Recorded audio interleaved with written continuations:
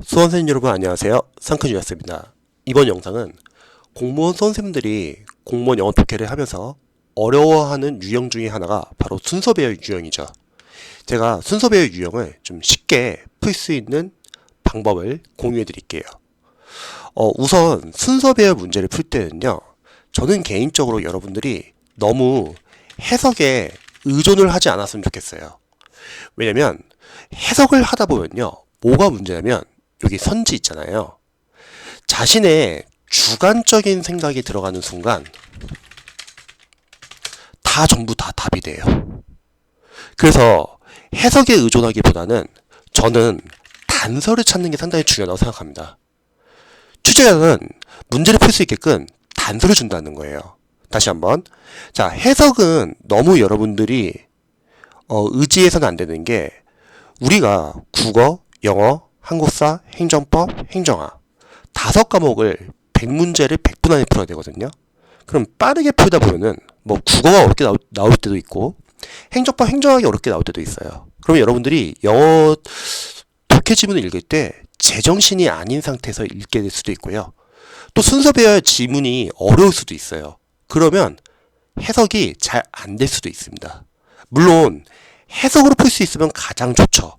근데 해석으로 만약에 풀릴 정도로 쉽게 나온다면 그거는 변별력이 없는 순서 배열 문제죠.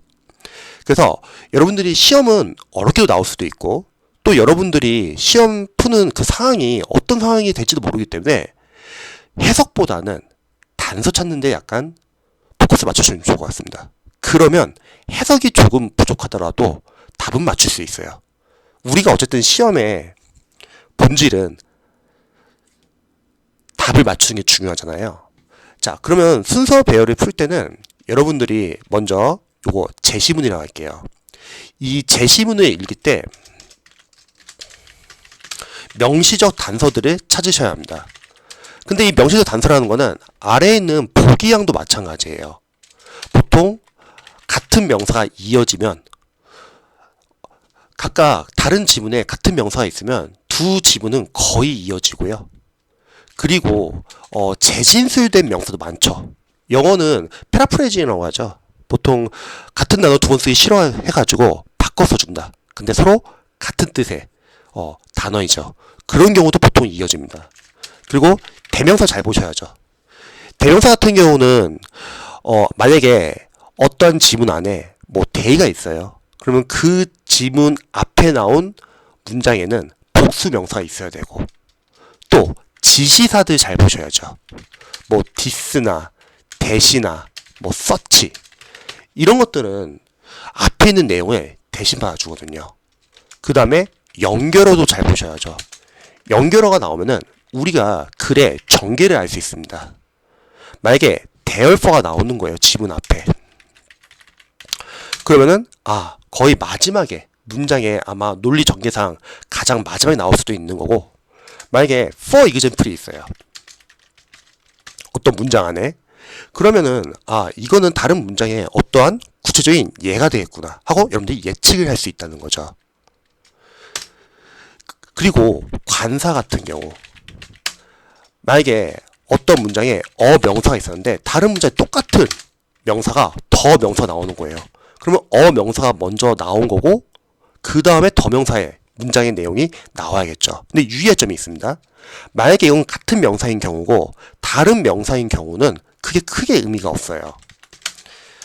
예를 들어서 만약에 선생님이 계셔요.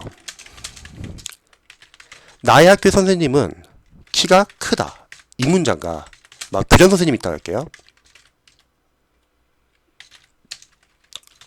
나의 학교의 교장 선생님은 키가 크다. 자, 명사 뒤에 이렇게 전면구가 수식을 하잖아요.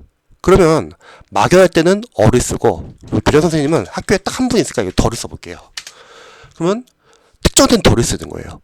그러니까 다른 명사는 어가 붙든 더가 붙든 크게 순서에는 영향을 안 미칩니다. 하지만 같은 명사일 경우는 어와 더, 순서에 영향을 미친다는 거죠. 자, 그럼 실제 지문 한번 볼게요. 이렇게 선지를 보시면은 지금은 이렇게 A, B, C가 다 있어요. 그러면 이런 경우는 여러분들이, 저는 그냥 A, B, C 순서대로 다 읽었으면 좋겠어요. 근데 만약에 이 선지에서 A랑 제일 앞에 B만 있는 거예요. 그럼 우리는 C는 제시문과 바로 이어지진 않겠구나. 이 정도는 유추할 수 있겠죠. 그럼 제시문을 읽을 때 이렇게 명시적 단서들을 우리가 체크를 하는 거예요. 글을 읽으면서 중요해 보이는 부분. 그러면 뭐 장님, 뭐 이 부분도 중요한 것 같고요. 그리고 A, B, C 이렇게 우리가 보기형을 읽을 때 첫 문장을 여러분들이 잘 읽어주셔야 합니다. 그 이유는 뭐냐면 출제위원들은 단서를 줄 수밖에 없어요. 그러니까 첫 문장에 단서 나올 수밖에 없습니다. 그래서 만약에 정답이 만약에 3번이라고 할게요. 그럼 이게 B번을 보시면 벗이 나와요. 딱 벗이 나오면 이 B번 앞에 있는 내용은 B번과 역접의 내용이 나와야겠죠. 또 와리프 어때요? 뭐뭐 하면 어쩌지? 굳이 독해에서 가정법을 쓰는 건요. 반대로 가정하는 거죠. 그러면 이게 블라인드라는 단어가 있고 여기는 또 반대로 자 빌려온다. 누군가의 눈을 또는 볼 수 있다. 자 이렇게 이어진다는 거예요. 그리고 A번 해볼까요? 자 that's 지시사 앞에 있는 내용을 가리키는 거예요. 그러면 이 that라는 내용은 앞에 있는 이 B번의 내용을 다시 한번 또 말해준다는 거죠. 그리고 여기서 보시면은 뭐 스트림 라이브로 다 주변에 있는 환경을 다 보여준다. 그리고 on demand agent 이거 같은 경우는 우리가 응대 대기 직원에게 자신의 주변 환경을 라이브 스트림 라이브로 다 보여준다. 이런 내용이 딱 나왔는데 마지막에 C번 보시면은 여기에 앞에 A번에 에이전트가 있는데 여기는 더가 붙은 거야. 그러면 이어진다는 거죠. 그리고 재진술 on demand 이 부분과 available 24/7 자, 이 부분도 똑같이 같은 표현이고요. 재진술된 표현이죠. 또 스트림 라이브로 그들의 주변 환경을 보여준다는 거는 describe object 이렇게.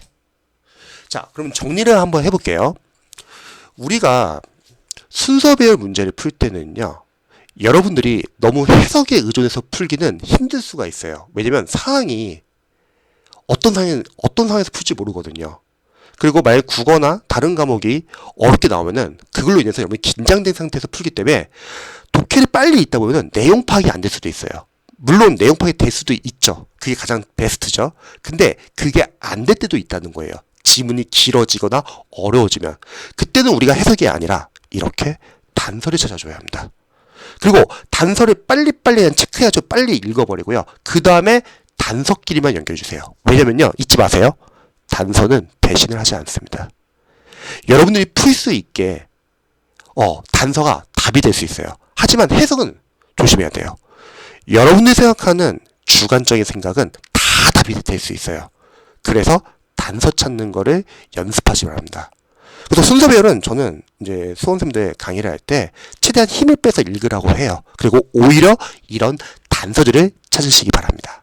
제 영상이 도움이 되셨으면 좋겠네요.